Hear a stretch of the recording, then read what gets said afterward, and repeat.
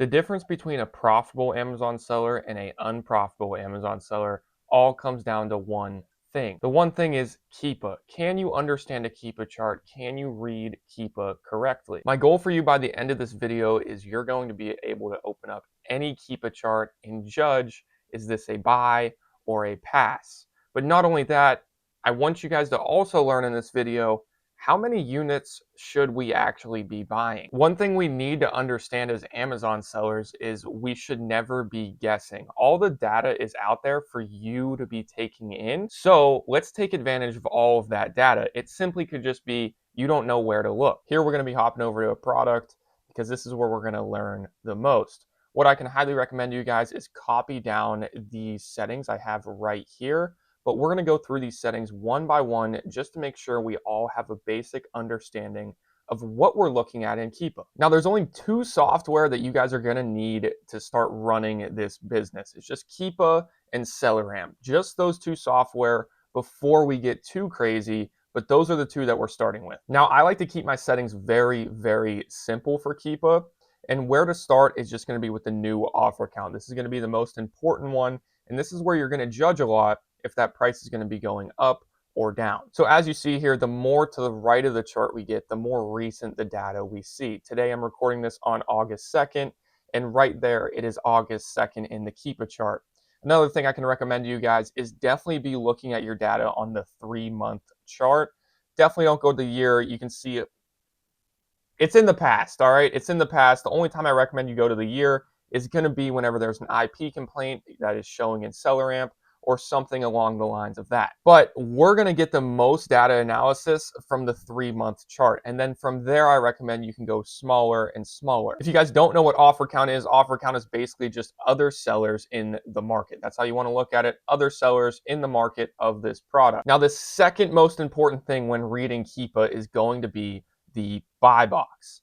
It's basically this pink line right here, and it's showing you what's happening with the price action. Now, within this price action, we can see where the price is going. And basically, as I scroll through here, you guys are going to see other sellers' names. So we can see that this product right here that we're looking at is moving through multiple different small businesses. So we're already seeing that there's a buy box share, but actually there's an even better way to look at that I'm going to hop into later in the video. But for now, this is your buy box.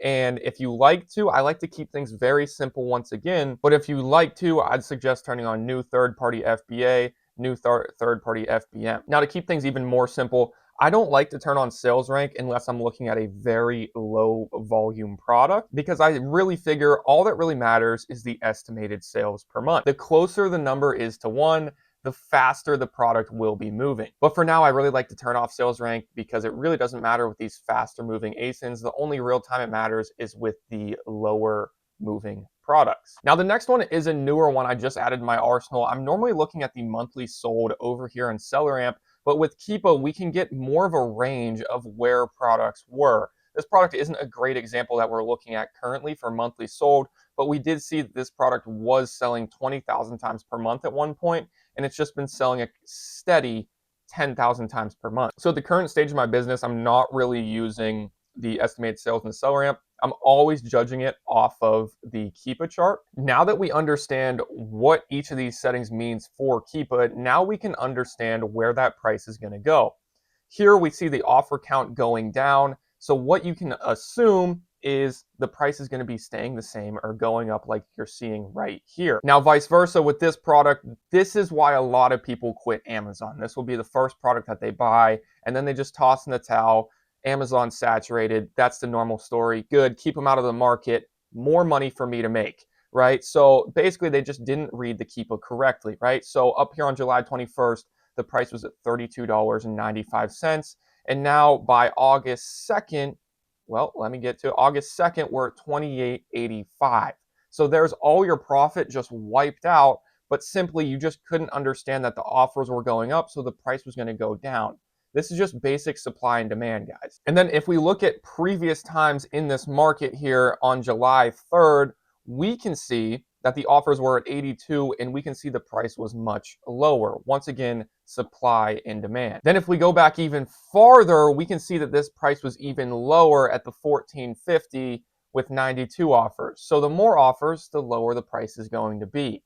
Now, this is a super, super high volume ASIN, so the price isn't going to move tons, but you will see this in the 50 times per month, 100 times per month selling ASIN. Of course, we're going to go sourcing through and find some more products together later on in this video, but for now, we're just understanding a couple different things to pick up on in Keepa to understand where that price is going. Now, one thing that new sellers are not taking into account is, are they even going to be able to get a buy box? Not enough people do this, and this completely changed the game for me whenever I learned this earlier on in my career. You basically go over here and click data, and then you click buy box stats. And I highly recommend you guys arrange this how I have mine set up like this. You can drag these around. Basically, everything to the left is all you're going to need within this area, and then this one as well. What you see here is someone is taking 41% of the buy box, which is okay because this product sells 10,000 times per month.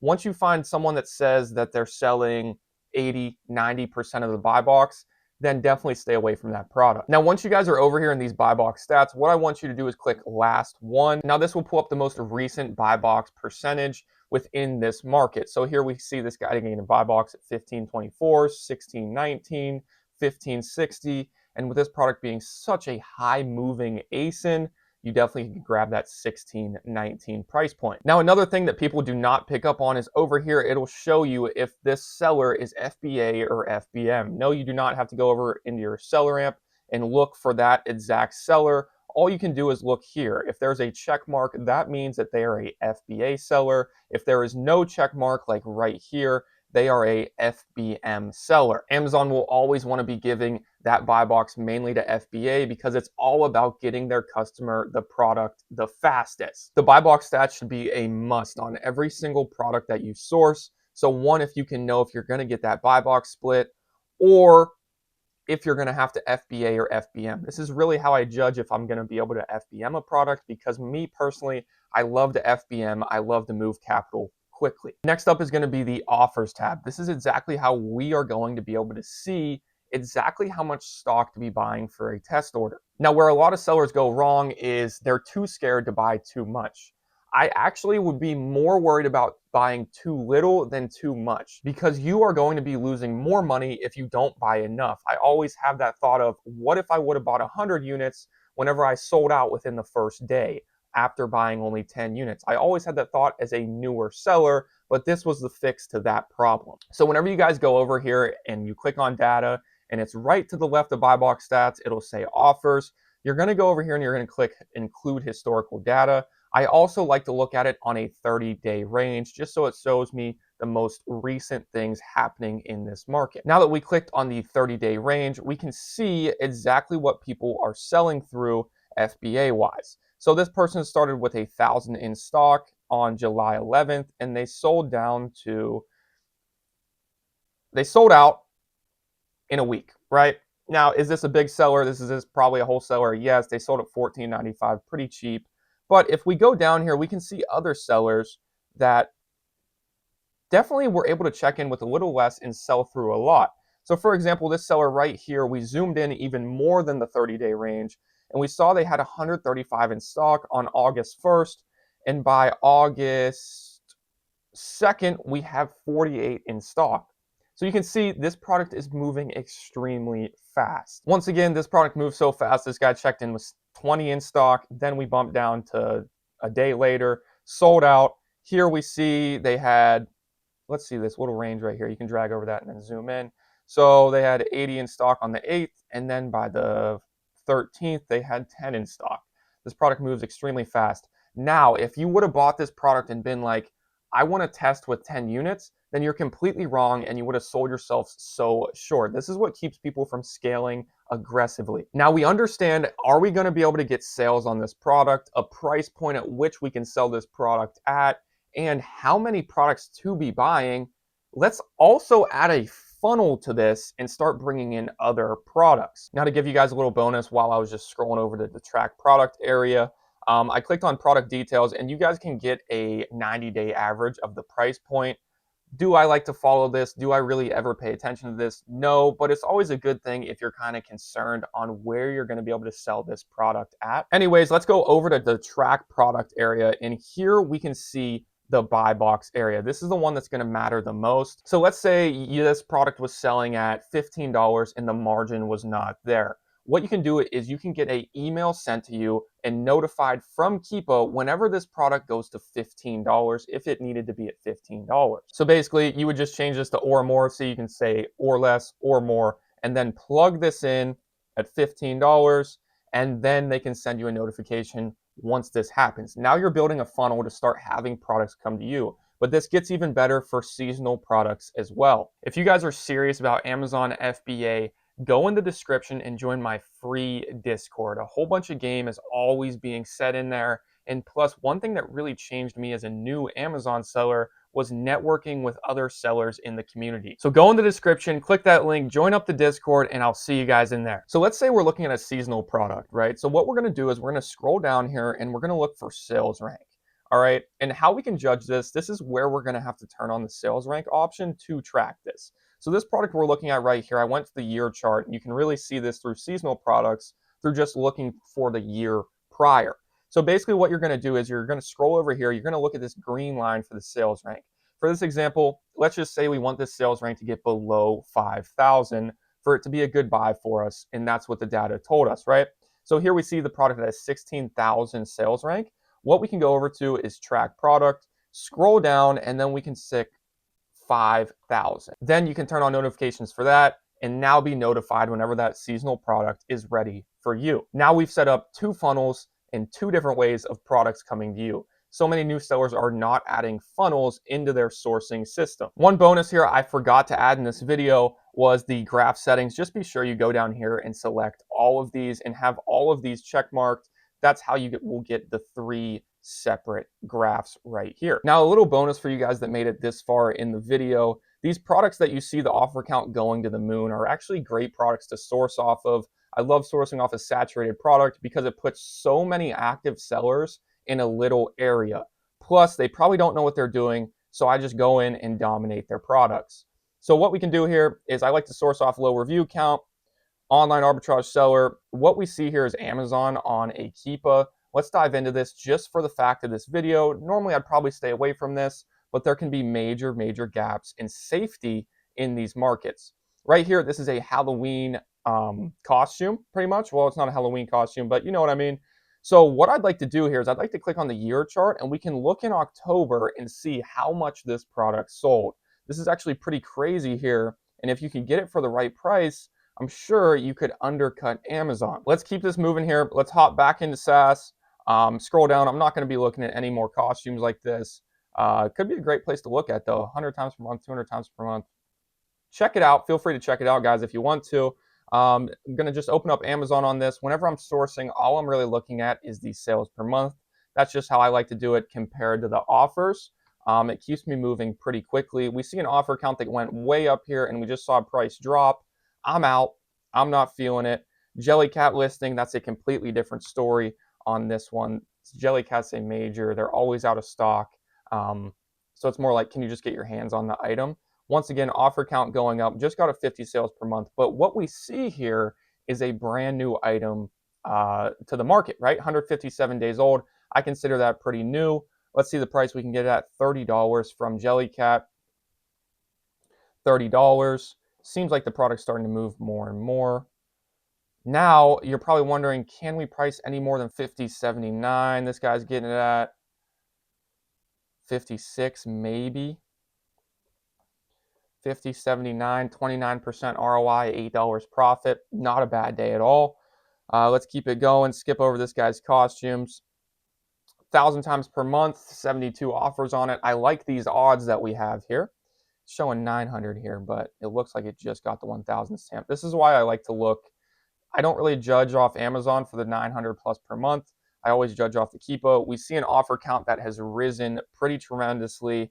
Looks like my VA already found this product 5%. We can see if we can find it real quick. $1.24. It's not the same product. I don't believe so. Let's see. Let's see what we got. 5% off. $1.30, 10%. All right, so $1.30 times 10. bang, then minus your 5%. Not feeling it, right? But what we saw here was the offer count going up and just buy box going down. So like there, you don't even have to get into the buy box stats and waste your time there. You more or less get into the buy box stats once you find the price and then go from there. Okay, now we go here, we keep it moving. What do we have here?